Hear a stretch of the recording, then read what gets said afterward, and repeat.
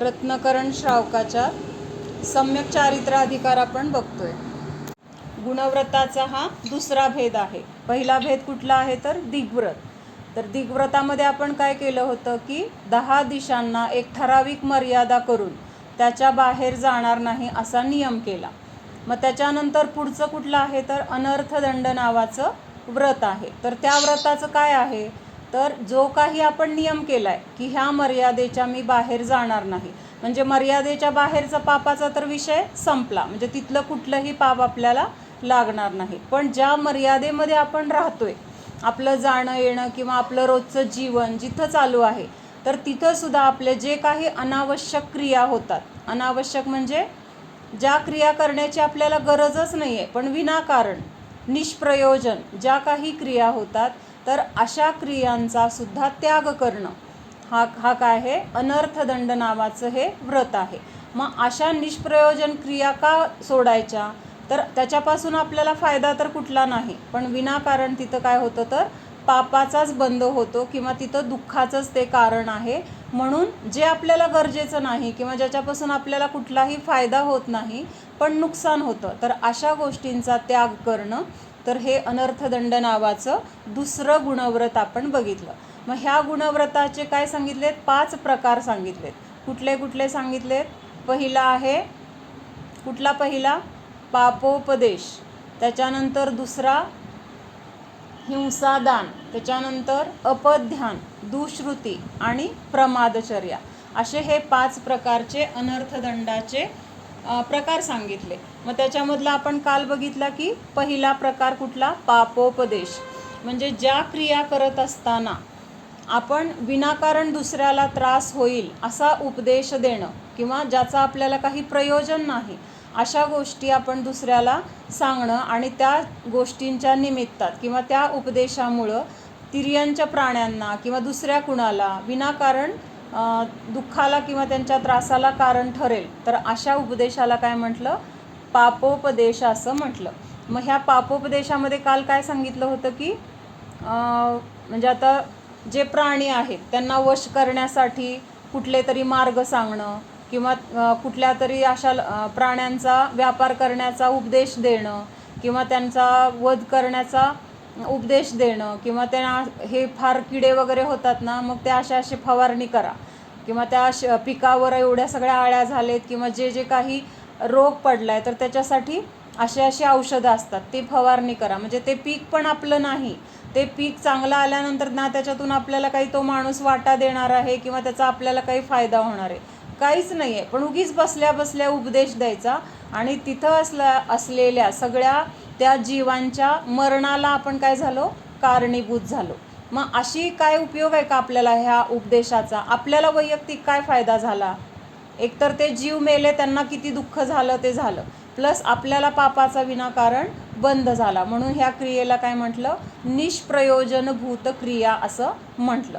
म्हणून अशा क्रियांचा त्याग की ज्यामुळं आपल्याला स्वतःला कुठला त्याची गरज नाही आहे किंवा त्याच्यापासून आपल्याला कुठला फायदा नाही पण विनाकारण त्रास होतो, तर ह्या क्रियांचा त्याग करणं हे पहिलं. अशा उपदेशाचा त्याग करणं, तर हे काय आहे? पापोपदेश त्याग म्हणजे अनर्थदंड व्रत आहे. म्हणजे असा उपदेश आपण आजपर्यंत केला असेल तर त्याच्याबद्दल काय करायचं आहे? अज्ञानामध्ये केलं असेल, सांगितलं गेलं असेल, कारण संसारात आहोत, आपल्याकडनं अशा क्रिया होत असतात किंवा आपल्याला असं सांगावं वाटत असतं, आपण सांगत असतो आणि त्याच्यामुळं काय होणार आहे ह्याची आपल्याला माहिती नसते. त्यामुळं असं जरी पूर्वी सांगितलं असेल तर त्याच्यासाठी प्रतिक्रमण करायचं आणि इथून पुढं आपण मग सावध राहायचे की बाबा कुठं आपण विनाकारण सांगतोय, त्या सांगण्यामुळं कुणाला त्रास होणार असेल तर अशा गोष्टी सांगायच्या नाहीत. त्याच्यानंतर दुसरं काय आहे आता? हिंसादान नावाचं अनर्थदंड व्रत किंवा अनर्थदंडाचा दुसरा प्रकार आहे. तर हा श्लोक म्हणूया, मी म्हणते, माझ्या पाठीमागं म्हणा. परशुकृपाण खनित्र, म्यूट काढा सगळ्यांनी आणि म्हणा. परशुकृपाण खनित्र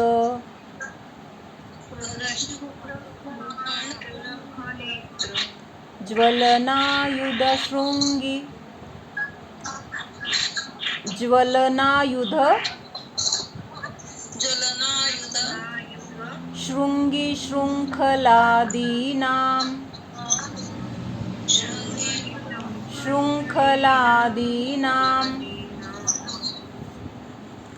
वदहेतूनां दानं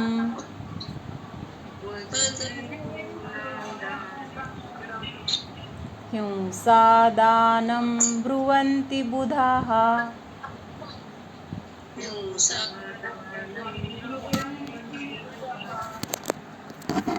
हां, सगळे मिळून म्हणूया. हिंसा के उपकरण दूसरों को देना, इसे गंधरादिक देव हिंसा दान कहते हैं. फरसा आदि को परशु कहते हैं. तलवार कृपाण है, म्हणजे तलवारीलाच कृपाण असं म्हणतात. पृथ्वी खोदने के साधन को कुदाली, फावड़ा आदि खनित्र कहते हैं. अग्नि को ज्वलन कहते हैं. छुरी लाठी आदि आयुध है. विष सामान्य को शृंगी कहते हैं और बंधन का साधन सांकल है.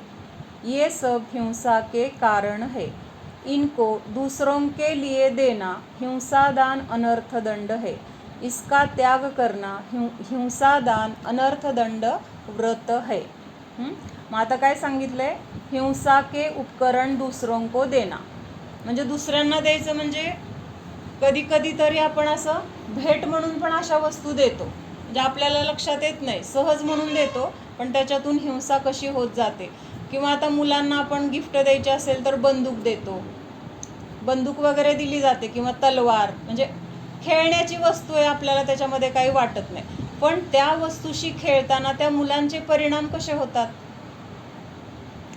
मारा, चला, मेला, ठो ठो ठो ठो, म्हणजे असे तिथं काय भाव आहेत. भले त्यांची भावना नाही आहे मारायची, पण संस्कार काय झाले की असं मारायचं असतं, किंवा ते मारण्याचे तिथं भाव केले. मग भले तिथं हिंसा झाली किंवा नाही झाली काय, म्हणजे त्यांच्या विचारांना किंवा त्यांचे जसे परिणाम होण्याला कारणीभूत आपण झालो. मग त्यामुळं अशी उपकरणं तिथं खेळणी म्हणून सुद्धा द्यायची नाहीत.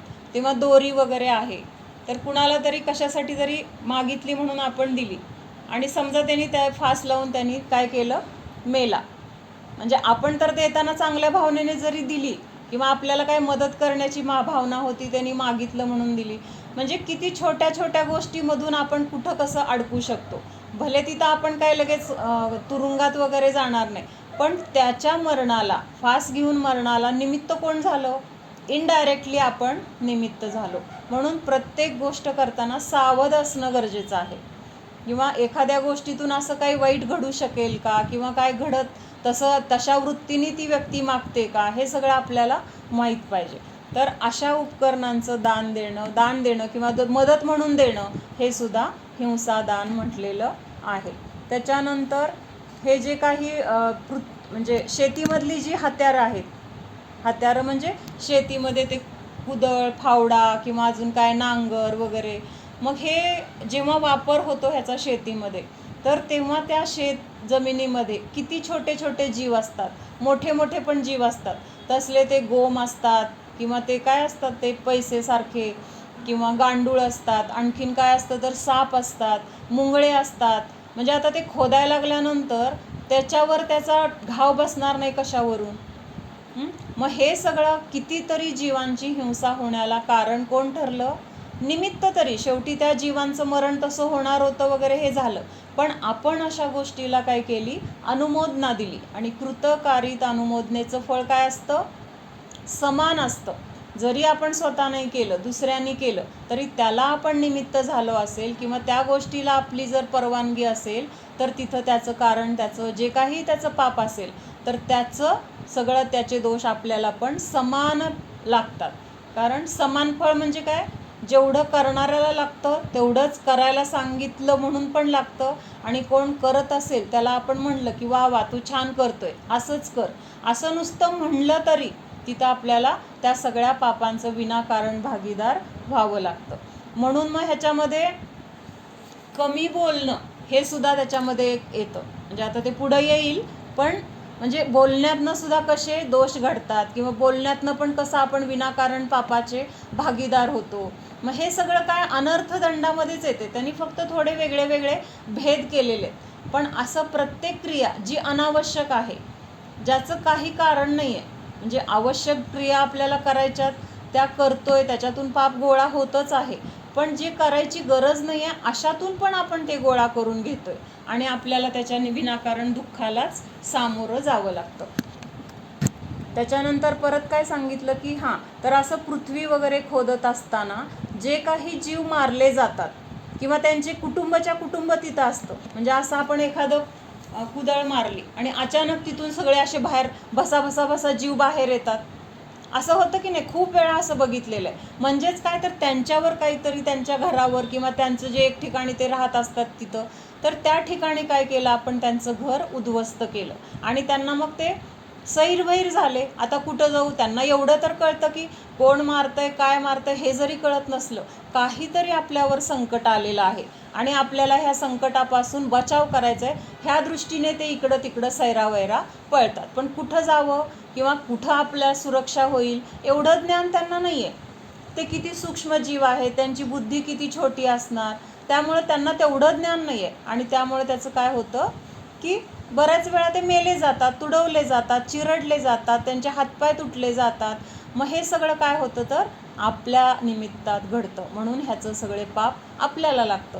मग अचानक कधीतरी आपलं असं होतं की नाही, अचानक काहीतरी भूकंप झाला, सगळं उद्ध्वस्त झालं, म्हणजे एका क्षणामध्ये सगळं काय झालं, कोलमडून गेलं किंवा काहीतरी सुनामी आली आणि त्याच्यामध्ये ते वाहून गेलं सगळं. म्हणजे किती जरी मजबूत असेल आणि त्याचा वेग एवढा असतो त्या पाण्याचा किंवा त्या वाऱ्याचा की ते सहज पत्त्यासारखं किंवा एखाद्या पानाप्रमाणे उडून जातं किंवा नष्ट होऊन जातं. तर हेच काय आहे, तर आपण असं त्यांना पूर्वी कधीतरी केलेलं असतं, त्याची ती फक्त आपल्याला ह्या रूपाने परतफेड तिथं होत असते. मग आपल्याला वाटतं असं कसं झालं, मग बरोबर तेच ते जलकायिक जीव होऊन वायुकायिक जीव होऊन आपल्याला ते परतफेड करण्यासाठी येतात. म्हणजे आपण जर त्यांचं काही उद्ध्वस्त केलं असेल कुठल्या जन्मामध्ये, तर कधीतरी आपल्याला पण त्यांच्याकडून असं उद्ध्वस्त व्हावं लागतं. म्हणून तिथं काय आहे, तर हे कसे दोष आपल्याकडनं घडतात हे इथं सांगितलेलं आहे. त्याच्यानंतर अजून काय सांगितलंय, तर हां, अग्नि को ज्वलन कहते हे, म्हणजे आता अग्नी वगैरे आता म्हणजे मगाशी म्हटलं ना की असं पूर्वी दिलं जायचं किंवा इकडून तिकडं म्हणायचे ना, विस्तू पण जात नाही दोघांच्या मधून वगैरे, अशा म्हणी पडलेत. ह्याच्यावरून आपल्याला हे लक्षात येतं की असं देवाणघेवाण असायची. मग अशा ह्याच्यामधून समजा काय झालं, घरच पेटलं किंवा तिथं कुणाला काही अशी पोळलं वगैरे इजा झाली, तर ते सुद्धा काय आहे, विनाकारण दुःखालाच असं किंवा पापालाच कारणीभूत आहे. त्याच्यानंतर समजा आता शेतामध्ये काय आहे, पीक आलेलं आहे आणि अशी जनावरं ते खायला येतात. बऱ्याच वेळा ते येतात म्हणजे त्यांना भूक लागलेली असते, त्यांना हे कळत नाही की हे खाऊ नये किंवा हे कुणाचं तरी पीक आहे, ह्याच्यापासून त्यांचं उत्पन्न होणार आहे ना. त्यांना त्यावेळेस एवढं कळतं की पोटात भूक लागली आणि समोर खायला काहीतरी वस्तू दिसते, त्यात त्यांची काय चूक आहे, काही चूक नाही आहे. म्हणजे त्यांना भूक लागली म्हणल्यावर त्यांना हक्क पण आहे ना खायचं, किंवा जगायचा हक्क त्यांना पण आहे, त्यामुळं ते आपलं खायला शिरतात. आणि मग तिथं काय, आपल्याकडं काय नाही दिसलं आणि दुसरा एक तिथं गुराखी चाललाय, त्याच्या हातात काठी आहे, त्याला काय म्हणलं, जरा काठी दे तुझी, आणि त्याची काठी घेऊन त्या जनावरांना मारलं. म्हणजे ज्यांनी काठी दिली कशासाठी दिली, त्या जनावरांना मारण्यासाठी दिली. म्हणजे तो त्या जनावरांना मारल्यामुळं त्या जनावरांना जे काही दुःख झालं, तर त्या दुःखाला कारणीभूत कोण झाला, तो काठी देणारा सुद्धा झाला. म्हणून असे उपकरणं देताना त्यावेळेस विचार करून आपण वागायला पाहिजे. म्हणजे माताजी असं सांगतात की पूर्वी लग्नामध्ये तर असे भांडे वगैरे गिफ्ट दिले जायचे, म्हणजे पाण्याचं पीप दिलं, कळशी दिली किंवा काय कुकर दिला, मिक्सर दिला, असं अजून पण देत असतील किंवा देतात. तर ह्याच्यामध्ये सुद्धा किती जे काही तिथं पाप घडेल, तर त्या पापाचं भागीदार ज्यांनी ती वस्तू गिफ्ट म्हणून दिली तर त्याला लागतं. म्हणून आम्हा सांगतात नेहमी, तुम्हाला गिफ्ट द्यायचं आहे ना, तर जिनवाणे गिफ्ट द्या, पुस्तकं द्या, त्याच्यातून त्यांचं ज्ञान वाढेल. ज्ञान वाढल्यामुळं त्यांचं हे सगळ्या पापापासून ते निवृत्त होतील, त्यांचं स्वतःचं कल्याण होईल, त्याच्याबरोबर त्यांच्या आजूबाजूच्या जीवांची पण रक्षा होईल. म्हणजे आता आपण पाण्याचं पीप दिल्यानंतर काय, समजा त्यांना गाळलेलं आळगण ह्याचं काही ज्ञान नसेल, ते आळगण पाणी वापरणार. ते आळगण पाणी वापरल्यामुळं ते जे काही जीव त्याच्यामधून मारले जातील, त्याच्यात भरलेले त्या पिपामध्ये भरून, आणि ते किती काळ वापरणार पीप, तोपर्यंत तेवढे जीवांची तिथं नियमाने हिंसा विराधना होत राहणार. मग ह्याचं कारण कोण, तर मूळ कोण आहे, तर आपण तिथं दिलं ना ती वस्तू, त्यांचं त्यांनी आणलं तर त्याचं पाप त्यांना आहे, पण आपण ती गोष्ट दिली म्हणून त्याचं कोण झालं, भागीदार आपण झालो. किंवा कुकर दिला, कुकरमध्ये कांदे बटाटे किंवा असलं काहीतरी शिजवलं, मग ते कांद्या बटाट्यामध्ये किती जीव आहेत, गाजर असेल, रताळं असेल किंवा अजून काय असेल ते कंदमुळं, तर त्याच्यामध्ये एका सुईच्या टोकामध्ये अनंत जीव आहेत म्हणून सांगितलं. किती, ती कांदा किंवा बटाटा घेतला आणि त्याच्यामध्ये एक सुई अशी खुपसली आणि अशी बाहेर काढली. आता ती सुईचं टोक केवढं आहे, अगदी सूक्ष्म आहे. त्या सुईच्या टोकावर अनंत जीव आहेत असं सांगितलं. किती, एक दोन नाही, अनंत जीव आहेत म्हणून सांगितलं. मग ह्या अशा अखंड ह्याच्यामध्ये किती असतील, आणि असे तिथं किती वेळा कंदमुळं त्या कुकरमध्ये शिजतील, किंवा त्याच्यामध्ये डाळ शिजवली, तांदूळ शिजवले, आणि तेच तांदूळ वगैरे जे काही न बघता शिजवले, त्याच्यामध्ये किडे आळ्या असतील आणि तसेच शिजवले, तर त्यांच्या मरणाला कोण कारणीभूत आहे, तो कुकर. आणि कुकर कुणी दिलाय, तो ती व्यक्ती. तर म्हणून अशी उपकरणं देण्यापेक्षा ज्याच्यामधून हिंसा होणार नाही, तर अशी तिथं काहीतरी जे काही द्यायचे ते द्या, देऊ नका असं म्हणत नाहीत, पण देताना असा विवेक ठेवा की ज्यामधून दुसऱ्या जीवांना विनाकारण आपण मरण्यासाठी, त्यांना दुःखासाठी कारणीभूत होणार नाही. त्याच्यानंतर पुढं काय सांगितलं अजून, विष सामान्य को शृंगी कहते हे, म्हणजे विषासारखी कुठली वस्तू असेल, किंवा ते साखळी वगैरे, साखळीचं मग अशी बोललो आपण की बांधून ठेवल्यामुळं त्यांना दुःख होतं, म्हणजे काय मेल्यानंतरच हिंसा म्हणायचं असं नाही आहे. तर त्यांच्या मनामध्ये जेव्हा कषाय उत्पन्न झाले, किंवा त्यांना वाईट आतमधून दुःख झालं, आकुलता होते, किंवा संक्लेश परिणाम होतात, आणि ह्या सगळ्या परिणामाला कारणीभूत जर आपण असेल, तर तिथं काय झाली, ती हिंसाच आहे. ती काय आहे, हिंसाच आहे. म्हणजे त्याचे शरीराचे अवयव तुटले किंवा त्याचा जीव गेला तेव्हाच हिंसा म्हणायचं असं नाही. पहिल्यांदा हिंसा कशाला म्हटलंय, तर मनामध्ये उत्पन्न होणारे राग द्वेषादी विकारी भाव किंवा आकुलता, दुःख. आपल्याला दुःख जास्त कशामुळे होतं, मनाला जेव्हा आपल्याला वाईट वाटतं मनामध्ये, तेव्हा जास्त दुःख होतं. बाहेर एक वेळ काय नुकसान झालं तेव्हा बाहेरच्या नुकसान केव्हा आपल्याला वाटतं, जेव्हा आपल्या मनाला जाणवतं की अरे हे माझं नुकसान झाले, आणि तिथं मनामध्ये आपण दुःखी होतो. बाहेर आपल्याला त्याच्या गोष्टी, म्हणजे दुसऱ्या कुठल्या गोष्टीतून त्याचं दुःख व्यक्त होत नाही. कुठं व्यक्त होतं, तर मनामधून व्यक्त होतं, किंवा मनामध्ये तसे आपले परिणाम होतात. माझं नुकसान झालं, मग तिथं वाईट वाटतं, मग असं का झालं, मग ह्यांनी नुकसान केलं, मग त्यांनी नुकसान केलं, म्हणजे असे आपल्याला काय होत राहतात, तिथं कषाय होत राहतात, किंवा आकुलता, दुःख होत राहतं. मग असंच दुःख जर आपण दुसऱ्याला दिलं, किंवा आपल्या कुठल्या तरी गोष्टीच्या निमित्तात त्यांना असं दुःख झालं, तर त्याचं कारण कोणाला, त्याचं भागीदार कोण, तर ते आपण भागीदार असणार असं सांगते. ये सब हिंसा के कारण है, इनको दूसरों के लिए देना हिंसादान अनर्थदंड है, इसका त्याग करना हिंसादान अनर्थदंड व्रत है. म्हणून अशा गोष्टींचा त्याग करणं हेच काय आहे, हिंसादान अनर्थदंड व्रत, म्हणजे ते देण्याचा त्याग करणं असं सांगितलं. इथलं थोडंसं वाचते. हिंसा दान नाम के अनर्थदंड का स्वरूप, जो हथियार जीव वध के कारणभूत है उनको देना हिंसा दान कहलाता है. बर्ची, तलवार, कुदाली, आग, विष आदि जो पदार्थ दूसरों के वध के कारणभूत है उनका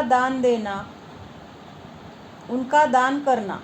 होते होंगे कोई ऐसे अज्ञानी दानी जो ऐसी चीज़ों का भी दान करे कि लेते जाओ हमारे पास से जितना चाहो, यह सब अनर्थ दंड है. म्हणजे आता ते जाळे वगैरे विकणारे पण असतात की नाही, म्हणजे दानच नव्हे, म्हणजे त्याचा व्यवसाय जरी आपण करत असलो, किंवा त्या व्यवसायाला आपण तसं करण्याची जरी म्हणजे काय सुचवलं, तरी सुद्धा ते काय आहे, हिंसादानच आहे. म्हणजे आता ते जाळ्यातनं मासे पकडतात, अजून काय पारधी आहेत ते जाळं लावून त्याच्यामध्ये जंगलामधले प्राणी पकडतात, आणखीन आता असं काय सगळ्याच प्रकारचे मग ते डुकरं पकडतात किंवा काय. मग अशा प्रकारच्या वस्तू बनवणं किंवा त्या विकणं हे सुद्धा काय आहे, ह्या हिंसाच्या अनर्थदंडामध्येच त्याचं म्हणजे त्याचा सहभाग होतो. म्हणून असं व्यवसाय करणं किंवा अशा गोष्टी करा म्हणून सांगणं हे सुद्धा चुकीचं आहे. और पाप करने की बात जाने दीजिए, कोई अगर मांगे और यह अंदाज हो जाए कि यह किसी क्रोध में है और असमय में मांग रहा है. म्हणजे आता असं कोणीतरी वस्तू आपल्याला मागायला आलंय आणि जो कसा आहे, अतिशय रागात आहे आणि अवेळी मागतोय ती गोष्ट, तो जो घर गृहस्थी के काम आते हैं ऐसा चाकू, आग, खुरपा आदि इनको भी नहीं देता है. म्हणजे आता कोणीतरी रात्र झाली कोणीतरी खुरपं द्यावं जरा तुमचं म्हणून मागायला आलं, तर त्यावेळेस आपल्याला हे लक्षात यायला पाहिजे की एवढा अवेळी का मागतोय हा, म्हणजे ह्याचा नक्कीच काहीतरी वाईट विचार आहे किंवा हा खूप रागात दिसतोय. मग कुणाला तरी ह्याचा मारायचा विचार असू शकतो. मग अशा वेळेस ती गोष्ट देणं काय आहे, चुकीचं आहे. चाकू, आग, खुरपा आदि इनको भी नहीं देता है. जिससे हिंसा उत्पन्न हो ऐसी वस्तु अन्य को देवे तो वह हिंसा दान नाम का अनर्थ दंड है. अब वैसे ही विचारो, किसी ने मांगा कि फावड़ा देना, तो सोचो कि सही वह उस फावड़ी से क्या करेगा, वह गीली जमीन खोदेगा. समजतंय ना सगळ्यांना, हिंदी येते. कितने ही कीड़ों का उसमें घात होगा. म्हणजे त्या फावड्याने जमिनीवर जे काही काम करणार आहे तर त्याच्यामध्ये कितने ही कीड़ों का उसमें घात होगा. तो गृहस्थ को यद्यपि अपने भाईचारों में, पड़ोस में प्रेमियों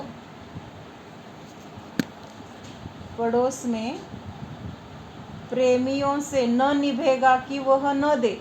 म्हणजे अशा वेळेस आपल्याला शेजारी पाजारी आपले कोणी नातेवाईक असतील आणि त्यांनी जर वस्तू मागितली तर द्यायचं नाही हे पण अवघड होतं, आहे की नाही. नाही कसं म्हणायचं, तर तरीसुद्धा तिथं सांगितलंय की तरी पण तुम्ही देऊ नका. म्हणजे किती जरी आपले शेजारी पाजारी असतील किंवा आपले प्रेमाचे लोक असतील आणि अशा गोष्टीसाठी जर ते मागत असतील तर तिथं एक वेळ ते नातं तुटलं तरी चालेल, पण त्या दुसऱ्या जीवांच्या हिंसेला कारण होईल अशा वस्तू द्यायच्या नाहीत. तो भी वह न दे क्योंकि वह दूसरे को न देगा तो दूसरा भी कौन देगा. तो चाहे न निभे किंतु यह ध्यान रखना की जिस चाहे को न देना. म्हणजे असं वाईट त्यांनी कोणी म्हणजे वाईट गोष्टीसाठी त्याचा कोणी वापर करत असेल, काही झालं तरी तिथं द्यायचं नाही. क्या काम होगा उससे, वह जानता है कि जो साधर्मी जन है, दयालु है, हिंसा से डरते हैं और मांग लिया उन्होंने तो विश्वास है कि ये जीव वध न करेंगे. पर जो जीव वध से डरते नहीं वहाँ तो एक छोटी चीज को भी नहीं देता. म्हणजे जे असे क्रूर लोक आहेत त्यांनी जर काय मागितलं तर तिथं तो चांगला जो कोणी दयाळू किंवा असं साधर्मी असेल तर तो देणार नाही.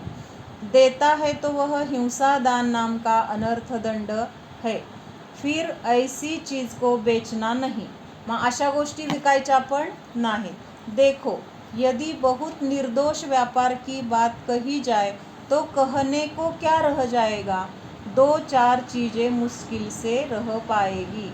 म्हणजे थोडक्यात हे सांगतायत की असा कुठलाही व्यापार पण नाही आहे की जो निर्दोष आहे, म्हणजे ज्याच्यामध्ये हिंसा होणार नाही किंवा असं तिथं पाप लागणार नाही, असा कुठला व्यापार नाही आहे. अगदी थोडकेच मोजून काढले तरी अगदी बोटावर मोजण्या एवढेच तिथं असे निघतील, पण त्याच्यामध्ये पण हिंसा आहेच, फक्त प्रमाण कमी असेल असं तिथं म्हणायचं. म्हणून आपल्या ह्याच्यात सांगितले शेती करायची नाही किंवा मेडिकल व्यवसाय करायचा नाही, म्हणजे असे बऱ्याच गोष्टी सांगितलेत, कारण त्याच्यामध्ये हिंसा खूप आहे. शेतीमध्ये किती हिंसा आहे, आळगण पाणी वापरलं जातं, सगळ्या पिकांना पाणी कुठलं देणार, आळगण. त्या शेतीची नांगरणी, फवारणी, काय अजून पेरणी, म्हणजे जेव्हा प्रत्येक गोष्ट आपण तिथं करायला जातो तिथं प्रत्येक गोष्टीमध्ये काय आहे तर हिंसा आहे. मग आता कुठल्या तरी एक अशा ठराविक गोष्टी आहेत की जिथं कमी हिंसा आहे. तर त्यात सांगितलं की जैसे कपडे की दुकान या सराफी, ह्याच्यामध्ये जरा त्या मानाने हिंसा कमी आहे असं त्यांचं म्हणणं.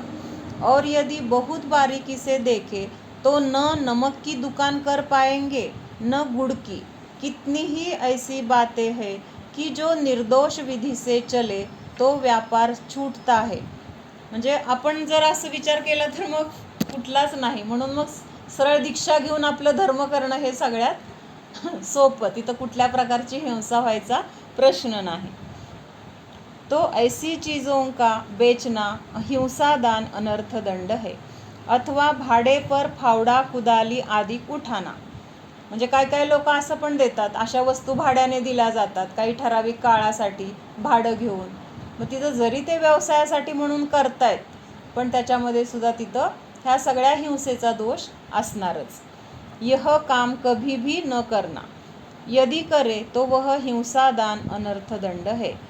अब कोई कहे 12 व्रत पाल रहे यानी व्रती है, नहीं एक मिनट. अब कोई कहे कि ये जो 12 व्रत पाले उनकी बात कहे, हाँ बात ठीक है, मगर जैन कुल में उत्पन्न होने के नाते नहीं भी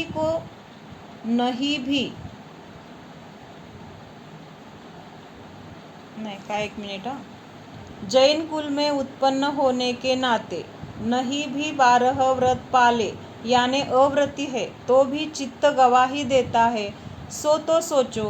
म्हणजे जरी आपण अजून व्रत वगैरे घेतले नाही आहेत, अव्रती आहोत, तरी पण अशा गोष्टीमधून हिंसा होते हे आपल्याला विचार केल्यानंतर समजतं. म्हणून विचार पाहिजे असं सांगते. जिसमें हिंसा होती हो ऐसी वस्तुओं को देने बेचने भाड़ा देने आदि को चित्त नहीं चाहता. त्यामुळे अशा ज्या गोष्टीमधून हिंसा होणार तर अशा गोष्टी कराव्या असं आपल्याला वाटत नाही. तो अव्रतियों को भी जहाँ तक हो बचना ही चाहिए. म्हणून जरी आपण असा विचार केला, अजून काय आम्ही व्रत घेतलं नाही, मग आपण असल्या धंदे केले किंवा असा उपदेश केला तर आपल्याला चालतंय की, तर असा विचार पण करायचा नाही. जरी अव्रती असलो तरी पण आपल्याला एवढं तर कळते की जसा मला त्रास होतोय तसा त्रास त्या जीवांना होत असेल तर मी तो त्रास किंवा त्यांच्या त्रासाला कारणीभूत मी का ठरू, त्यांना दुःख का द्यायचं, असा विचार करून ह्या सगळ्यापासनं वाचलं पाहिजे. पर व्रती श्रावक तो हां शेती करू नका म्हणतात महाराजांना आहार द्यायला तर लागतं ना. हां बरोबर आहे की, शेवटी हे जग चालणार कसं, पण आपण तो विचार आपल्यापुरता करायला सांगितलाय की मला जर दुःखाला भागीदार व्हायचं नसेल मग मी सोडलं म्हणजे सगळेच सोडणार आहेत असं नाही आहे ना, सगळ्यांकडनं लगेच तेवढं होणार आहे असं नाही. मी जरी ते केलं नाही कोणीतरी करणार की, मला खायला लागेल ना, खायला लागेल, म्हणून मग त्याचे दोष आहेत की आपल्याला पण. सगळ्यात जे आपण काही खातोय पितोय करतोय सगळं बघून जरी करत असलं तरी त्याच्यातून आपल्याला मग पाप का लागते, प्रतिक्रमण वगैरे आपल्याला करायला का सांगितलंय. सगळं सावधपणाने क्रिया केल्या किंवा आपण कुणाला फसवलं नाही, कुणाला वाईट बोललो नाही, तरी सुद्धा मग आपल्याला पाप लागत नाही आहे का. तर तिथं पाप हे प्रत्येक क्रियेतून लागतंच आहे. कारण अशी मागं काय काय जी साखळी आहे ना, म्हणजे आपण डायरेक्ट दुकानात जाऊन धान्य विकत आणले, आपण कुठं शेती केली, पण ते धान्य पिकत असताना तिथं जे काही हिंसा झाली असेल, ज्या काही जीवांना दुखावलं गेलं असेल तर त्याचे कुठेतरी भागीदार आपण आहोतच. मग जर ह्याच्यामुळेच मग परिग्रह प्रमाण सांगितले की तेवढं लिमिट केल्यामुळं काय होतं तर मग बाकीच्या हिंसेचा आपल्याला दोष लागत नाही. म्हणून ही आपली जी काही म्हणजे हे जैन धर्मामध्ये सांगितलेली तत्त्व आहेत ना, त्या तत्वाच्या मागं असा खूप मोठा इतिहास आहे, त्याच्या मागं काहीतरी कारणं आहेत आणि त्या कारणांचा जर आपण पूर्ण विचार केला तर लक्षात येतं की किती सखोल विचार आहे. आणि आपल्याला जरी ह्या गोष्टी माहीत नसल्या तरी पण त्याचं मिळतेच आपल्याला. असं नाही आहे की आपल्याला माहीत नाही म्हणजे त्याचं पाप आपल्याला लागत नाही. म्हणजे आपण म्हणतो ना ते मांजर दूध पिते, मग मांजर दूध पिताना डोळे झाकून पिते, मग त्यांनी डोळे झाकले म्हणून बाकीचं कोणाला दिसत नाही आहे का, बाकीच्यांना तर दिसतंयच ना, जे त्याला पिताना बघतायत त्याला दिसतंय. तसं ते पाप केलेलं जरी आत्ता आपल्याला समजत नाही आहे तर सर्वज्ञ भगवंतांना तरी हे दिसतंय की ह्याच्या मागं काय काय घडलंय, किती जीव मेलेत, किती जीवांना तिथं दुःख झालंय, तुडवले गेलेत, काय झाले, फवारले गेलेत, त्याच्यामध्ये चरफडून मेलेत. हे सगळं आपल्याला त्याचा अंशाने आपल्याला त्याचं पाप आहेच. मग समजा आता आपल्याकडे ते कसे झाले? त्यांनी ते पण जिवंत असताना हे सगळं करत होते. जे देव होते त्यांनी दीक्षा घेण्याआधी त्यांची पुढे प्रगती होत गेली, त्याच्या तोपर्यंत तर ते खात पीत होते, त्यांच्याकडनं पण ती सगळी पाप झाली. मग कसं काय ते सिद्ध व्हायला गेले? मग त्यांना जेव्हा ही तत्व समजली ना, बाबा एवढं ह्याच्यामध्ये हिंसा आहे, किंवा इतक्या जीवांना आजपर्यंत आपल्यामुळे दुःख झालेलं आहे, किंवा अजून पुढं आपण जर असंच करत राहिलो तर परत आपल्याला पण असंच दुःख भोगावं लागणार आहे. मग त्यातून त्यांनी व्रत घेत गेले. म्हणजे आता ही जी अणुव्रत, दिग्व्रत किंवा ही 12 व्रत आपण बघतोय की नाही, मग ह्याच्यामध्ये आपल्याला काय सांगितलंय की ह्या क्रिया केल्यानंतर आपल्याला असं दुःख होतंय, किंवा असे ते जीव मारले जातात. आज ते मारले जातात म्हणजे उद्या मला पण त्यांच्याकडनं मरावं लागणार, कारण जे आपण दुसऱ्याला देतो तेच आपल्याला परतफेड होत असते. म्हणून मग त्यांनी ह्या सगळ्याचा त्याग करत गेले.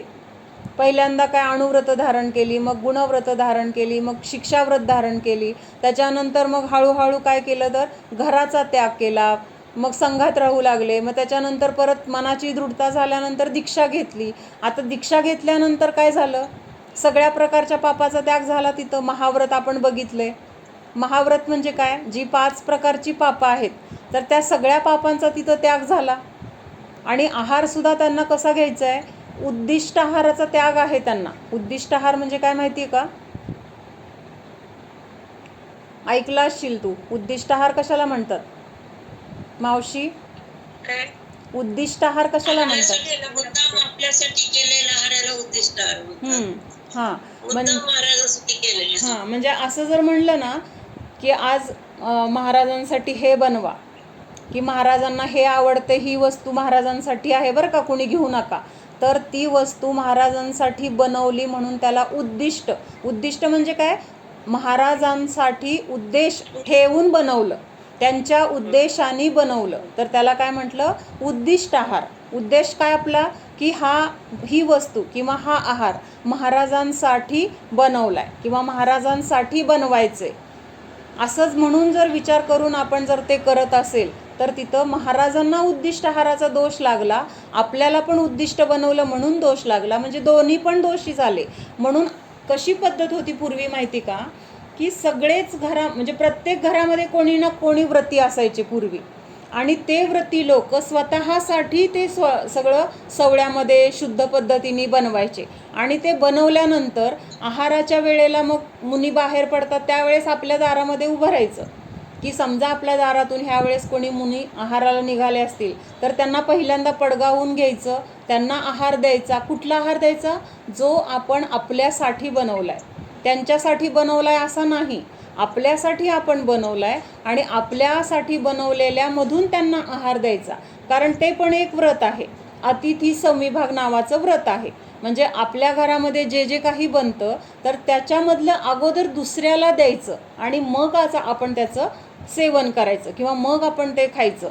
म्हणजे अगोदर काय आहे तर दानाची प्रवृत्ती, दुसऱ्याला दान दिल्यानंतर मग आपण खायचं, असे पूर्वीच्या लोकांचे नियम होते. आता हे सगळं नष्ट होत चाललंय. आता व्रतीच राहिले नाहीत, कुणाला शुद्धता माहीत नाही, तेवढं करायची वेळ. तू म्हटली ते उद्दिष्ट व्रताचं त्याचं काय झालं, अतिथी दान उद्दिष्ट नाही म्हणजे महाराजांना, म्हणजे आपण त्यांनी महाव्रताला धारण केले हा विषय झाला ना आपला. तू काय म्हणली महाराजांना म्हणजे सिद्ध वगैरे कसे झाले, तर सिद्ध होण्याच्या ह्या पायऱ्या आहेत. पहिल्यांदा गृहस्थ अवस्थेमध्ये अशी छोटी छोटी व्रत धारण केली, त्याच्यानंतर दीक्षा धारण केली, म्हणजेच महाव्रताला धारण केलं. मग महाव्रतामध्ये सुद्धा अन्न वगैरे त्यांना घ्यावं लागते, कारण शरीराला पोषण शरीराचं व्हायला पाहिजे. कशासाठी पोषण करायचं शरीराचं, तर साधना करायची आहे. कुठली साधना करायची आहे, तर स्व आणि पर हे जे काही भेदविज्ञान आहे तर त्याच्यापासून फक्त स्वतःच्या आत्म्यामध्ये राहायचे. जे काही कर्म आहेत तर त्या कर्मांची निर्जरा करणं किंवा कषायांचा काय करणं, नाश करणं, ह्याच्यासाठी त्यांना ह्या शरीराकडून सगळी साधना करण्यासाठी ते आहार घेतात. पण तो आहार घेत असताना सुद्धा आहार कसा घ्यायचा आहे, तर त्यांच्यासाठी बनवलेला आहार असेल तर त्यांना तो चालत नाही. त्याला म्हणायचं त्यांच्यासाठी बनवलेला म्हणलं तर उद्दिष्ट म्हणायचं.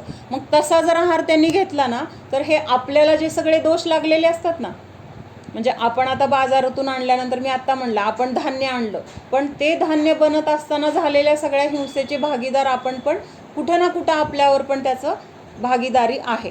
मग त्या सगळ्याची भागीदारी त्या मुनींना पण लागणार. म्हणून आपल्यासाठी जे आपण बनवतो तर त्याच्यामधला काही भाग त्यांना जेवढा गरजेचा आहे तेवढा दिला तर तिथं त्यांना उद्दिष्ट आहार नावाचा दोष लागत नाही. कळतंय का? म्हणजे मी आज स्वयंपाक केला आणि अचानक तू आली, ऐक आधी काय सांगते मी, अचानक तू आली, मग मी तुझ्यासाठी काय बनवलंय का आज घरामध्ये? तर मी जे माझ्यासाठी बनवलं होतं त्यातलं तुला पण जेवायला दिलं, तर ते खरं झालं. खरं काय झालं की मी माझ्यासाठी केलं आणि मी तुला दिलं. तुझ्यासाठीच केलं तर मग काय झालं, तिथं तुला पण त्याच्यासाठी जे काही बनवताना तिथं हिंसा झाली तर त्याचा दोष तुला पण लागला. पण मी माझ्यासाठी केलं होतं आणि मग माझ्यासाठी केलेल्यातलं तुला दिलं, मग मला जे काही दोष लागले होते ना तर ते दोष पण तिथं माझे पण कमी झाले. कारण मी तिथं काय केलं, दान केलंय, आहार दान केलंय. किंवा माझी भावना आहे की चला आज माझ्या घरी येऊन कोणीतरी व्रती आहार करून गेले, किंवा आज त्यांच्या साधनेसाठी माझं अन्न कुठंतरी तिथं उपयोगी पडणार आहे. कारण जे अन्न खातात त्याच्यातून त्यांना जी शक्ती मिळणार, त्या शक्तीमधून ते काय करणार, ध्यान करणार, जाप करणार, तप करणार, किंवा अजून शास्त्र स्वाध्याय करणार, सामायिक करणार, किंवा उपदेश देणार, नवीन ग्रंथ लिहिणार. म्हणजे हे त्यांचं जे काही दिनक्रम चालू असतो तर त्या दिनक्रमासाठी जी काही शक्ती लागते तर ती कुठून मिळणार, आपण दिलेल्या आहारातून मिळणार. मग त्याच्यासाठी आपण अगोदर व्रती असणं गरजेचं आहे. आपण अगोदर ते स्वतः व्रत पाळल्यामुळं आपल्याला ते सगळं शुद्धता वगैरे सगळं आपल्यासाठी करणं गरजेचं आहे. आणि त्याच्यातून मग मुनींना देत असेल तर ते खरं योग्य आहारदान झालं. आत्ताचं हे जे चाललेलं आहे ना हे अतिशय चुकीचं आहे. म्हणजे मुनींना पण दोष आहेत आणि आपल्याला पण दोष आहेत. म्हणजे हे खूप सखोल आहे. म्हणजे अगदी नाही, म्हणूनच पूर्वी ना ज्याला नियम आहे त्यांच्याकडूनच महाराज आहार घेत होते. म्हणजे त्याच्या मागे हेच कारण होतं की बाबा इथं त्यांना नियम आहे, म्हणजे तिथं उद्दिष्ट नाही आहे, त्यांनी त्यांच्या स्वतःसाठी बनवलंय आणि मग त्याच्यातून आपल्याला देत आहेत. मग त्यांना पण तो आहार घेताना दोष लागत नाही. आणि समजा जर तिथं कोण म्हटलं की अरे हे महाराजांसाठी बनवलंय, तू का घेतलंय, कानावर जरी पडलं तरी महाराज तिथून उठून जातात. दोषच लागतो त्यांना, अंतराय करतात लगेच की आपल्यासाठी नको. म्हणजे इतकं तिथं फार बारीक बारीक कितीतरी 46 दोष आहेत जे टाळून त्यांना आहार घ्यायला सांगितलंय. 32 दोष पण आहेत आणि 32 अंतराय पण आहेत. 32 आहेत, 46 पण ऐकलेलं आहे मी. पण पुस्तकात लिहिलेले आहेत ना. तेच की. तृप्ती आहे का? तर म्हणजे मग असे हे साधना करत करत काय करतात, ते कर्माचा क्षय करतात. कर्माचा क्षय झाला की तिथं पहिल्यांदा अरिहंत अवस्था प्राप्त होते. अरिहंत अवस्थेतून परत बाकीचे अघाती कर्म पण नष्ट होतात आणि तिथं मग काय होतं तर सिद्ध अवस्था प्रकट होते. म्हणजे आपल्यासारख्या गृहस्थ अवस्थेमधूनच सुरुवात करत करत करत आपण सिद्ध अवस्थेला जाऊ शकतो. म्हणजे हे अगोदर झालेले जे सिद्ध आहेत तर ते ह्याच मार्गाने गेलेले आहेत. मग तो मार्गच आत्ता आपण शिकतोय की पहिल्यांदा अणुव्रत, नंतर गुणव्रत, त्याच्यानंतर शिक्षाव्रत. ही व्रत काय आहेत, ती कशी पाळायची असतात, त्याच्यामध्ये काय काय दोष लागू शकतात. म्हणजे आपण व्रत तर घेतलं पण त्याचं पालन नीट करायचं आपल्याला माहीत नसेल, मग असे अतिचार वगैरे तिथं लागतात. आणि त्या अतिचारामध्ये मुळं काय होतं, मग त्या व्रताचं पालन नीट होत नाही आणि तिथं मग अज्ञानामुळं सगळे हे दोष आपल्याला लागत जातात. म्हणून त्याच्यामध्ये काय काय दोष आहेत किंवा काय काय होतं, काय काय नाही व्हायला पाहिजे हे सगळं सांगितलं जातं. मग सिद्ध कसे होतात कळलं ना तृप्ती?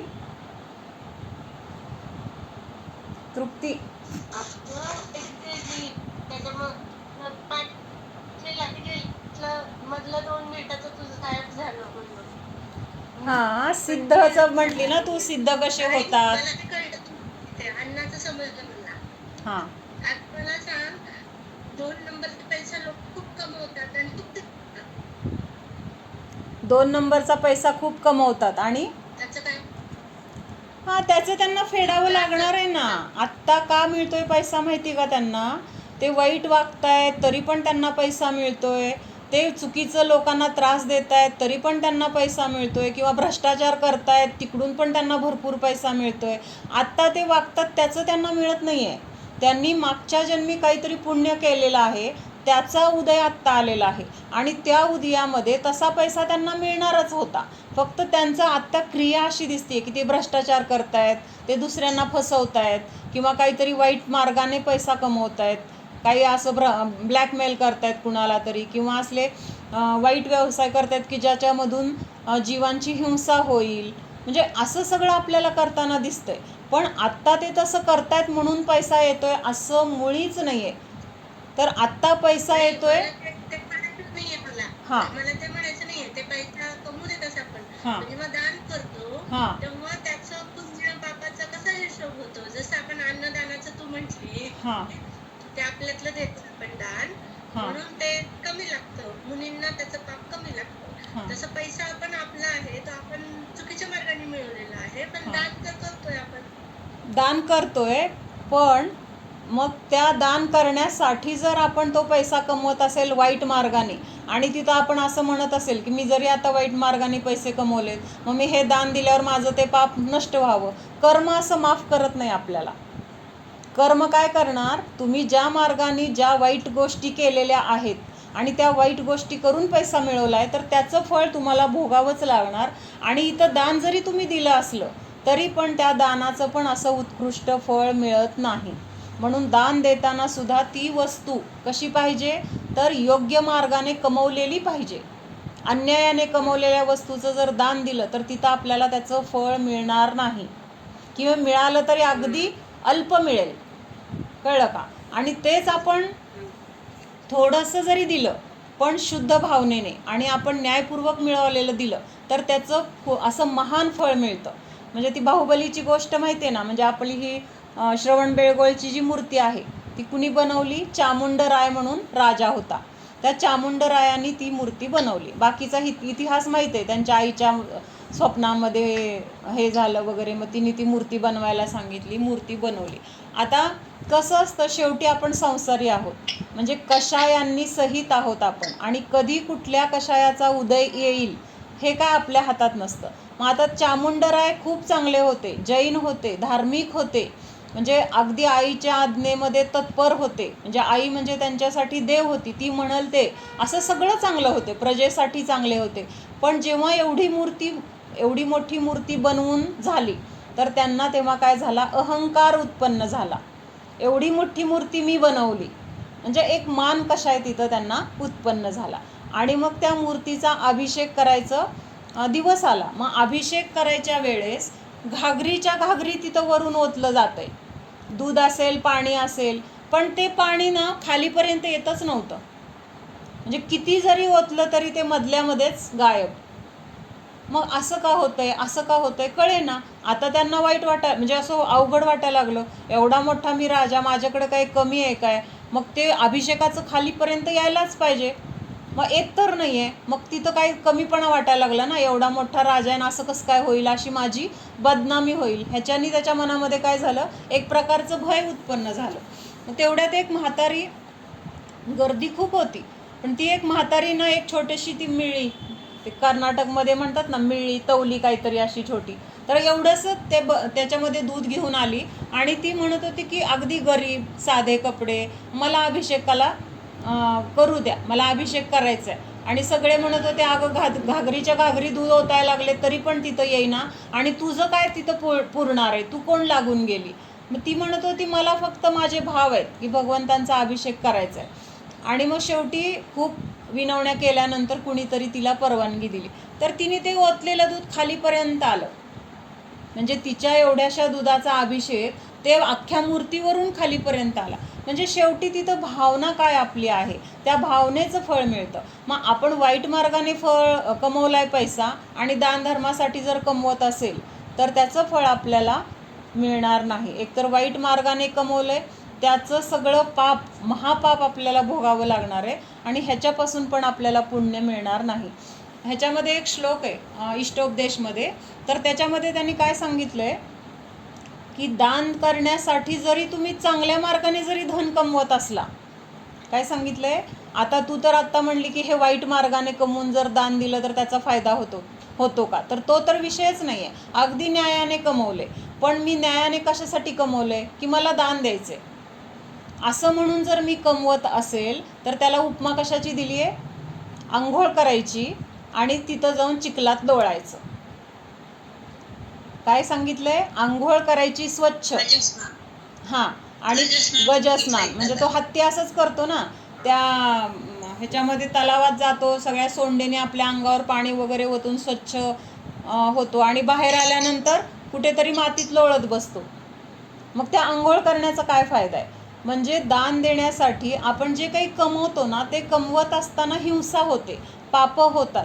तर ती 5 प्रकारची पापं करून पैसे कमवायचे आणि मग ते दानासाठी द्यायचे. म्हणजे माझ्याकडे पैसे नाही आहेत दान द्यायला, म्हणून मग मला कमवणं गरजेचं आहे. पण कशासाठी कमवायचे? दान करण्यासाठी. मग तुम्हाला दान करण्यासाठी कमवायचं असेल तर तुम्ही कमवू नका, त्यापेक्षा तुम्ही देवधर्म करत बसा. दान न देता ह्या बाकीच्या क्रिया केल्या तर तुम्हाला तिथं पुण्य तर लागेलच, आणि ते पाप वगैरे जे काही होणार होतं 5 प्रकारचं पाप पैसे कमवताना, तर ते पाप होणार नाही. त्यामुळे तिथं ते पाप आपलं टळलं. म्हणून असं जर कमवत असेल दान देण्यासाठी म्हणून, आता आपण कमवतोय कशासाठी कमवतोय की आपल्या सांसारिक क्रियासाठी आपल्याला लागते म्हणून कमवतोय. मग ते कमवलेलं जे आहे ना त्यातलं दान द्यायला पाहिजे. कळलं का? म्हणजे दानासाठी म्हणून फक्त कमवत असेल आणि मग ते दान देत असेल तर मग ते तुम्ही कमवायला जाऊच नका म्हणते. तुम्ही त्यापेक्षा धर्म करत बसा. फक्त आपण संसारामध्ये लागणाऱ्या गोष्टीसाठी जे काही कमवतो तर ते दान का द्यायला सांगितलंय? तर आपला मोह आहे ना, मोह, तर तो आपल्याला ते सुटू देत नाही. जे काही धन कमवलंय किंवा जी काही आपली इस्टेट आहे तर ती अजून वाढावी, अजून त्याच्यात भर पडावं. मागच्या वेळेस एवढं होतं तर त्याच्यामध्ये एवढी वाढ व्हावी. एवढं तोळे सोनं होतं तर पुढच्या वर्षी अजून 10 तोळे घेणार आहे. एक जागा होती तर अजून एक जागा घ्यायची. म्हणजे अशी आपली इच्छा काय होत जाते? वाढत जाते. मग ह्या इच्छेला आळा बसण्यासाठी किंवा हा जो लोभ आहे, मोह आहे, तर तो मोह नष्ट होण्यासाठी दान द्यायला सांगितले. म्हणजे एकतर तिथं काय झालं? दान दिल्यामुळं तिथं आपला अंतराय कर्म कमी झालं, आपला मोह कमी झाला, लोभ कमी झाला, आणि त्या दानापासून तिथं जे काही देवशास्त्र गुरूंच्या सान्निध्यात ते दान उपयोगी आलं तर त्याच्यामुळं तिथं पुण्यबंध पण झाला. समजतंय का? अवघड वाटतंय? हां, म्हणजे फक्त म्हणून सांगितलं की दानासाठी तुम्ही कमवत असाल तर आंघोळ करून तुम्ही चिखलात लोळण्यासारखं आहे. पण आपण आपल्यासाठी रोज आता कमवतोच आहे, कमवत नाही असं नाही. मग ते कमवत असताना तो ढिगारा आपण इथं सोडून जायचा आहे तरी पण त्या ढिगाऱ्याला वाढवत जातोय. तो ढिगारा आपल्याबरोबर येणार नाही आहे. असं म्हणतात ना, भावनेला महत्व आहे. इंटेन्शन तुमचं चांगलं असेल तर सगळ्या गोष्टी माफ आहेत तुम्हाला, असं म्हणतात ना. हां, मग त्याचं इथं कुठं काही लागू होत नाही का? काय लागू होत नाही? इंटेन्शन म्हणजे आपण जर आपल्या मनात खरंच भाव येतोय की तू म्हणते ते हत्तीचं मला समजलं उदाहरण, ते आपण त्या पापात केलं तर ते परत तिथं पण पापच होतंय त्या गोष्टीचं.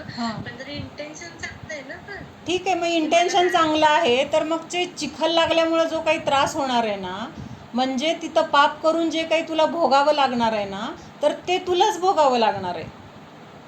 म्हणजे तू भले दान देण्यासाठी पैसे कमवले, पण पैसे कमवताना हिंसा जर झाली तर ते, किंवा जी काही पापं झाली तर त्याचं पण फळ भोगावं लागणार आहे, आणि दान दिलं त्याचं पण फळ भोगावं लागणार आहे. म्हणजे दोन्ही गोष्टी मिळणार आहेत तुला. पापाचं पण फळ मिळणार आहे आणि पुण्याचं पण मिळणार आहे. मग काय म्हणतायत की जर तुम्हाला दान देण्यासाठी कमवायचं असेल आणि त्याच्यातून 2 गोष्टी तुम्हाला मिळणार आहेत, पुण्य आणि पाप, मग त्यापेक्षा तुम्ही पाप करूच नका ना. मग तुम्ही बाकीच्या मार्गाने तुम्ही धर्म करा, त्याच्यातून पण तुम्हाला ते पुण्य मिळणारच आहे. काय दान केल्यावरच पुण्य मिळणार आहे असं थोडंच आहे. बाकीच्या क्रिया पण आहेत की ज्याच्यातून तुम्हाला पुण्याची किंवा तुमच्या परिणामांची विशुद्धी होणार आहे किंवा धर्म घडणार आहे. अशा क्रिया पण करू शकता. म्हणजे इंटेन्शन जरी दानाचं आहे, चांगलं आहे, तरी पण कुणाला तरी मी आधी मारणार आणि मग ते मारून आलेले पैसे मी दान देणार. मग आधी मारू नका ना तुम्ही. मारायचं कारण काय? दान देण्यासाठी कुणाला तरी मारावं लागतं. पैसे कमवायला सांगितलेलंच नाहीये. हा ते चालतच नाही, असं सांगितलेलंच नाही. दान कमवायसाठी पैसे कमवा असं सांगितलेलंच हा नाहीये. तसं नाहीच आहे. तेच त्याच्या मागचं कारण हे पण कमाईतून मात्र नक्की दान करा हा असं सांगितलेलं म्हणजे आता आहे. संसारासाठी आपण कमवतोय.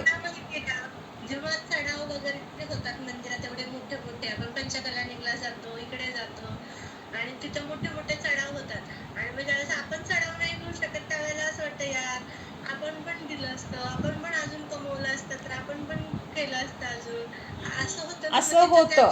हे बघ, एक मिनिट, चढावा कशासाठी घ्यायचा आहे? समजा आता तिथे ₹1,00,000 चढावा गेला, सुरुवात झाली 10,000 पासून सुरुवात झाली. तू त्या दिवशीचं ऐकलं नाही आहेस, महावीर जयंतीचं जे झालं ना आपलं स्वाध्याय, तर ते ऐक तू. हो हो माहिती आहे मला, पण हे चढावाचा त्याच्यामध्ये विषय झाला आहे तो ऐक, असं सांगते मी. हां आत्ता मी काय सांगते ऐक. समजा आता तुला तू जिथं कार्यक्रम आहे तिथं 1,00,000चा एक चढावा गेला, मग तो लाखापर्यंत चढताना 10,000 पासून सुरुवात झाली. तुझी कॅपॅसिटी आहे 10,000, तू 10,000 बोलली, मग मी म्हटलं 15,000, हे अजून दुसरं कोणी तर म्हटलं 20,000, 25,000, असं वाढवत वाढवत वाढवत गेलं. मग त्यांनी लाखाचा दिला चढावा, म्हणजे ₹1,00,000 दिले, मग त्यांचं नाव झालं किंवा त्यांना ₹1,00,000मुळे त्यांना मिळालं, त्यांच्याकडं पैसा होता त्यांना, त्यामुळं हे झालं, घेता आलं. असं करण्यापेक्षा माझी कॅपॅसिटी 10,000ची आहे, मी 10,000 दिले. ₹1,00,000 दिल्यावरच आपल्याला खूप पुण्य मिळतं असं नाही आहे. 10,000 दिले, शुद्ध भावनेने दिले, तरीसुद्धा त्याचं फळ तितकंच आहे जेवढं त्या कदाचित त्या ₹1,00,000 देणाऱ्यांनी पण तेवढं पुण्य कमवलं नसेल जेवढं ह्या 10,000 वाल्यांनी कमवू शकतो 10,000 देऊन. कारण ₹1,00,000 दिले आणि काय, माझं नाव सगळीकडे आलं पाहिजे, पत्रिकेमध्ये तुम्ही छापणार तिथं माझं नाव आलं पाहिजे, तुम्ही इथं अनाऊन्स केलं पाहिजे. तुम्ही अनाऊन्स कसं केलं नाही, एवढं मोठं मी दान दिले. म्हणजे तुम्ही दान नावासाठी दिले का तुम्ही तिथं त्या गोष्टी गरजेच्या आहेत म्हणून दिले? दान देताना आपण जे दान दिले ते आपली भावना ही पाहिजे की तिथं त्या गोष्टीचा गरज आहे म्हणून देतोय, ना की मला माझं नाव व्हावं किंवा माझं सगळीकडे छापून यावं, सगळ्यांनी माझं कौतुक करावं, माझा सत्कार करावा. मग हे चुकीचं आहे. मग त्याच्यासाठी जर तुला ₹1,00,000 दान द्यायची अशी इच्छा झाली असेल तर तू पण त्यांच्यासारखाच विचार करते असा विचार कर. आणि तिथं काय करायचं आहे, समजा तू 10,000 पासून सुरुवात केली आहे, ₹1,00,000 जरी चढावा गेला, मी 10,000 बोलले ना, हे माझे 10,000, भले मला नावासाठी वगैरे नाही आहे, पण मी आज तेवढं बोलले म्हणजे मी तेवढे देण्याचे भाव केले. भाव केले म्हणजे काय, तेवढे पैसे माझ्यासाठी निर्माल्य झाले. कारण मी 10,000, समजा पुढं कुणी बोललंच नसतं, ऐक हा टॉपिक आहे ना, तू महावीर जयंतीच्या आदल्या दिवशी घ्यायला पाहिजे होता, म्हणजे मी सुधारणा केली असती त्या दिवशी. पुढच्या वर्षी कर, अजून ह्याच्या पुढं कर. आणि ह्याला आपण विरोध नाही करू शकत. त्याच्यासाठी ही सगळी तत्त्व अगोदर समजून घ्यावी लागतात. म्हणजे जर एखादं कार्य करायचं असेल ना, असं कुणी मागायची गरज नाही, हे माझ्याकडे एवढं आहे आणि घ्या, इतकी आपली उत्कट भावना पाहिजे. कारण आपल्या घरासाठी खर्च करताना आपण विचार करतो का, स्वतःसाठी खर्च करताना विचार करतो का, आपल्या मुलासाठी, एखाद्या घरामध्ये काही सुधारणा करायची असेल तर पाहिजे तेवढा पैसा खर्च करतो. मग मंदिरसाठी का करायचं नाही? का मंदिर समाजाचं आहे, मी एकटंच का करू? अरे माझं मंदिर आहे, माझे भगवान आहेत, मला त्यांनी सुखाचा मार्ग दाखवला आहे, त्यांच्यामुळं मी ह्या दुःखातून सुटणार आहे. कोणी देऊ न देऊ, माझ्याकडे एवढी शक्ती आहे ना देण्याची, मी देणार. कुणी किती दिले ते पण बघायला जायचं नाही, मी एवढे दिले म्हणून सांगायला जायची पण तिथं भावना होणारच नाही. मला फक्त तिथं गरज काय आहे, भूक लागली ना, हे खा, मग मी खायला दिलं, मी तुझी भूक भागवली, माझं मोठेपणा झाला पाहिजे, ही जर भाव असतील तर त्या देण्याला काहीच अर्थ नाही आहे. हे आपल्याला अगोदर समजलं पाहिजे. आणि हे लिलाव वगैरे ह्याच्यासाठी चुकीचे आहेत. भले ते सांगताना असं म्हणतात की बाबा गरज आहे त्याशिवाय पैसा गोळा होत नाही, पण आपण पोषण कशाचं करतोय, मान कशाचं पोषण करतोय? म्हणजे माझं नाव व्हावं ह्यासाठी तिथं चढावे जर घेतले जात असतील, भले तिथं ते काम होत असेल मंदिरचं किंवा कुठले गरजेचं, पण तिथं मान कशाचं इनडायरेक्टली आपण पोषण करतोय. हे नाव लिहा बाबा त्यांचं, त्यांना बरं वाटतंय ना, पैसे आल्याशी मतलब, पण इनडायरेक्टली आपण ते मान कशाला तिथं काय केलं, फूस दिली.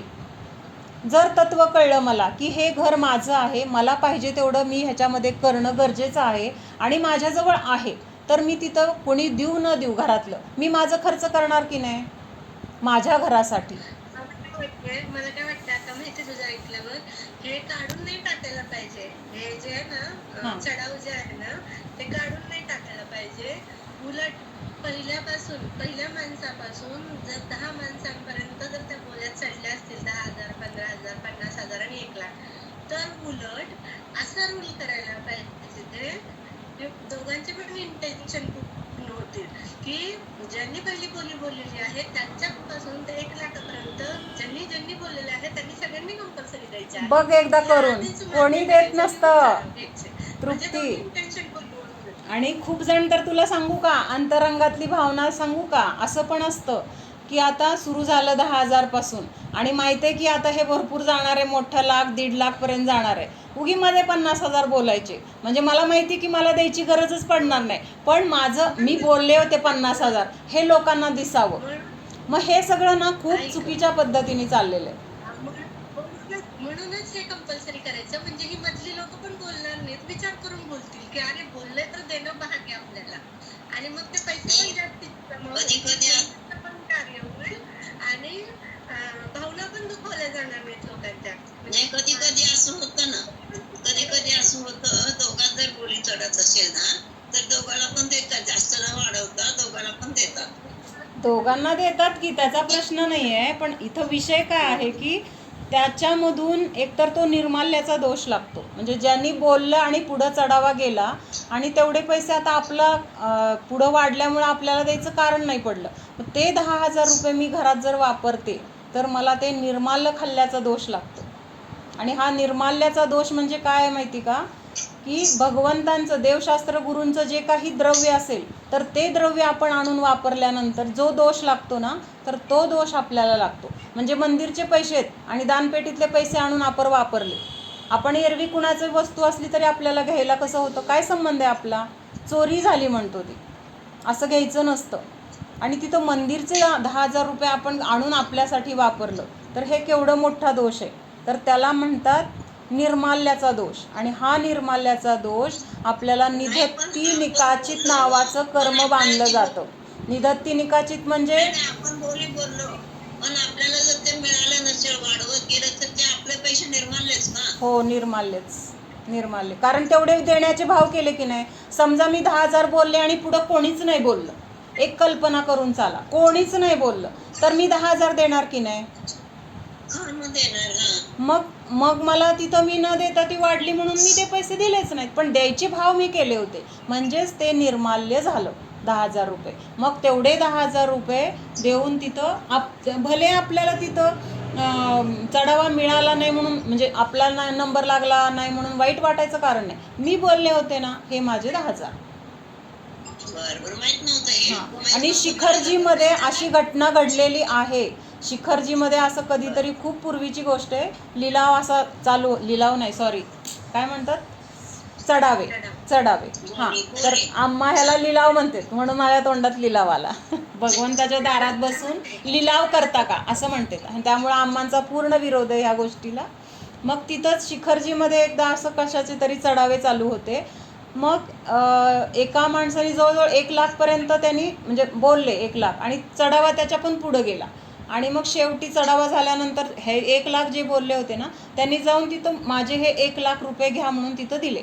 मग दिल्यानंतर तिथल्या लोकांनी, तुमचं तर हे नाही आहे की चढावा वाढून एवढ्या ह्याला गेलेला आहे, तुमचं कुठं हे झालं आहे, तुमचं म्हणजे तुम्हाला मिळाला नाही चढावा असं सांगितलं. तर ते म्हणले, मला चढावा मिळू न मिळू मी 1,00,000 रुपये देणार असे भाव केले होते, मग हे माझे 1,00,000 रुपये जर मी नाही दिले तर मला ते निर्माल्याचा दोष लागतो, मला हे पैसे नको, मी बोललोय मी देणार असं म्हणून त्यांनी तिथं दिलं. तर त्यांचा सत्कार केला वगैरे, अशी काहीतरी घटना घडलेली आहे.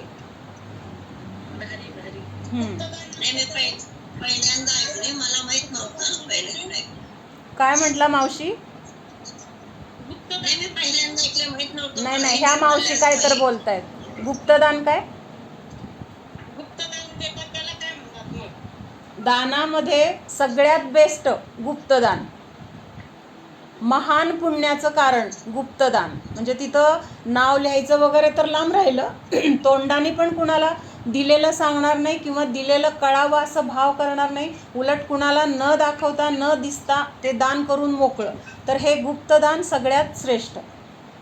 म्हणजे दानामध्ये गुप्तदान श्रेष्ठ, पापामध्ये गुप्त पाप श्रेष्ठ. श्रेष्ठ म्हणजे वाईट, श्रेष्ठ चांगल्या हेतूनी नाही, वाईटात वाईट म्हणतो ना, तर ते गुप्त पाप म्हणजे पाप करायचं आणि ते कधीही उघडकीला येऊ नये असा प्रयत्न करायचा. झाकलं गेलं तर ते कायम झाकरीत ठेवायचं, म्हणजे ना गुरुपुढं त्याची कधी कबुली द्यायची किंवा त्याच्याबद्दल प्रतिक्रमण करायचं असं करत नाही. तर ते काय झालं, गुप्त पाप हे सगळ्यात महापाप सांगितले. गुप्तदान महापुण्य, गुप्त पाप महापाप असं 2 प्रकार सांगते आम्हा, नेहमी सांगते ते वाक्य. म्हणून कधीही आपल्याला जर दान द्यायचे भाव झाले, आपल्या अंतराय कर्म आपण एवढं केलेलं आहे त्याचं प्रायश्चित्त म्हणून जर दान देत असेल तर तिथं आपल्याला कसली भावना असणार, पश्चातापाची भावना असणार. तिथं मोठेपणा व्हावा ही कुठे भावना राहणार. जर मी एखादा काहीतरी गुन्हा केलाय आणि जर मला तिथं फाईन बसलाय तर तो फाईन दिला म्हणून मी माझं नाव सगळीकडे करा असं म्हणणार का. उलट तिथं काय भावना असेल, अरे माझं चुकलंय ना, मग ही माझ्या चुकीचं हे काय आहे तर फळ मला मिळतंय, असा तिथं पश्चातापपूर्वक आपण तो फाईन भरतो. तर तसं आपल्याला जर दान द्यायला मिळतंय ना, तर ते दान देताना की आजपर्यंत मी खूप पापं केली आहेत, खूप लोकांना अंतराय केले, कितीतरी जीवांना दुखावले, तर त्या सगळ्या दोषांचं प्रायश्चित्त म्हणून मी हे दान देतो. भले 1 रुपया द्या, तिथं काय 100 दिले पाहिजेत, लाख दिले पाहिजेत, ह्या आकड्याला महत्त्व नाही आहे. ते जे काही आपण देणार आहे त्या देण्याच्या मागं आपली जी भावना आहे ना, तर ती भावना पवित्र पाहिजे, ती भावना शुद्ध पाहिजे, त्या भावनेच्या मागं कुठलीही अपेक्षा नाही पाहिजे. तर हे काय आहे तर दानाचं महत्त्व आहे. तर तिथं ते दानाचं, आणि मला पुण्य मिळावं हे पण अपेक्षा नको आहे, कळलं का. मला त्याच्यातून हे पुण्य मिळावं म्हणून मी दान देते नाही, उलट जे काही माझं कर्ज असेल ते कर्ज संपून जावं बस, असं हे दानाचं खूप आहे. महान दान म्हणजे सगळ्यात महत्त्वाची क्रिया आहे श्रावकासाठी. त्याच्यातून खूप आपलं अंतराय कर्म कमी होतं. आम्हा असं सांगते, एखादी छोटीशी जरी मनाविरुद्ध घटना झाली लगेच त्याचं प्रतिक्रमण करायचं, दान टाकायचं. परत थोड्या वेळानं काहीतरी झालं लगेच प्रतिक्रमण केलं, दान टाकायचं. मनातले आपले भाव बिघडले, प्रतिक्रमण करा, दान टाका. म्हणजे एक डबा करून ठेवायचा आणि एक चिल्लरचा डबा ठेवायचा. किती पैसे आपल्याकडं शक्ती असेल तर भरपूर पण करायची, असं नाही की बाबा आहे शक्ती पण काय करायचे आपण रुपया करू, तर ते पण काय झाला, लोभ झाला. असेल भरपूर तर भरपूर करायचं. हा विचार माझ्याच मनाने मला आला होता बरं का 2 दिवसापूर्वी. मुलावरती जेव्हा मी चिडले ना, तेव्हा मला असं वाटलं, जेव्हा मला राग येईल तेव्हा मी एका गल्ल्यात 200 रुपये टाकायचे आणि जेव्हा मी प्रेम करेल तेव्हा 100 रुपये टाकायचे. म्हटलं बघूया 6 महिन्यात माझे किती होतील जास्त. असं 2 दिवसापूर्वी मलाच असा एक विचार आला होता मनात आणि आज तू ते क्लिअर केलं. आणि एकदम समजा तुला असं वाटलं की आज 200 रुपये मला टाकायचे, मग तू 200 रुपये दिवसभरातून एकदाच 200 टाकण्यापेक्षा 10 रुपये 20 वेळा टाकलं तर ते 20 वेळा तुझे परिणाम काय झाले, दान टाकण्याचे झाले. आणि 200 रुपये एकदाच टाकले तर तिथं एकदाच परिणाम दान करण्याचे झाले. मग सुद्धा मी तसा विचार का केला का 200 रुपये खूप मोठी किंमत हो ग, नाही तुझं बरोबर आहे. त्यावेळेला मला टेन्शन येईल, अरे बापरे प्रत्येक वेळी 200 रुपये टाकायला लागलं, केवढं म्हणजे पैसे पण चाललेत आपले, कुठे चाललेत पण कमी नाही करायचं असं. कशाला वाईट वाटायला पाहिजे, चला तेवढे पैशाचा मोह, माझा परिग्रह कमी झाला असा विचार कर ना. वाईट कशाला वाटून घेती, माझे पैसे चालले असं वाईट वाटत असेल तर आपल्याला अजून धर्मच नाही कळला. तू 200 टाकले ना 20,000 येतील तुला. म्हणजे यायच्या अपेक्षेने टाकू नकोस, पण कमी होत नाही हे सांगायचंय मला. आपले पैसे चाललेत असं नाही. जिथं आपण दान देतोय ना तर ते पेरतोय आपण, आणि पेरल्यानंतर बघ एक दाणा पेरलेला असतो ज्वारीचा, कणसाला किती दाणे आलेले असतात, किती दाणे येतात, एकापासून किती मिळतं. तसंच दान आपण किती देतोय ना ते त्याचं असं अनंत पटीने आपल्याला त्याचं परतफेड मिळत असते, अनेक पटीने. त्यामुळे मी त्याचा काही विचार केला नाही, मी फक्त माझा स्वभाव दोष कमी हां, नाही चांगली गोष्ट आहे. नाही तुझा हा विचार चांगला आहे, पण मला आत्ता सांगायचा पॉईंट माझा वेगळा होता की आपण एकदा दान टाकलं तर एकदा भाव झाले, आणि तेच दिवसातनं त्याचे भाग करून थोड्या थोड्या वेळाने टाकलं तर त्यावेळेस तेवढे आपले परिणाम दान टाकण्याचे झाले आणि तेवढ्या वेळामध्ये आपली तेवढी परिणामांची शुद्धी